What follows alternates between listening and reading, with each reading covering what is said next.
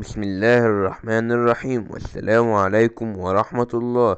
النهاردة الفيديو بتاعنا هيكون عن اللاعب أحمد رضا، لاعب نادي الأهلي الجديد. أحمد رضا سن 24 سنة، المركز وسط مدافع، وفي بعض الأحيان لعب قلب مدافع. بدأ مسيرته في نادي الزمالك ولعب لنادي بتروجيت.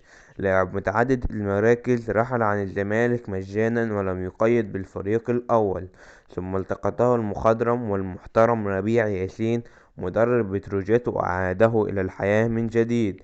يصفون مدربوه الذي يعمل معه أنه لاعب هادئ يستقبل الكرة بسهولة ويبحث عن أفضل حلول من الخلف، ورؤيته جيدة في الكرات الطويلة وضربات الرأس. وعمل على تطوير مستواه، وهو هادئ لا يثير المشاكل داخل الملعب أو خارجه، وسيكون له شأن كبير لأنه متعدد المراكز أيضا. وقد صرح اللاعب أحمد رضا في قناة النادي عقب إعلان انتقاله إلى القلعة الحمراء: فخور بالتواجد في الأهلي، وأسعى لتقديم المزيد للجماهير لأكون عند حسن ظنهم وعلى قدر المسؤولية وطموحي الانضمام لمنتخب مصر.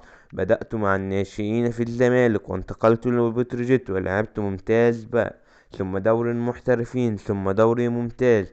مفاوضات الأهلي لم تكن مفاجأة، هذا كان هدفي، وكذلك هدف بتروجيت أن انضم لنادي كبير. بدأت كلاعب ارتكاز، ثم لعبت كقلب دفاع لحل أزمة الفريق، ولكن سيد عيد مدرب الفريق الفني طلب مني العودة للعب كارتكاز مجددا، وحصلت معه على الثقة بشكل أكبر، وهو ما يتسبب في وصول عرش الأهلي.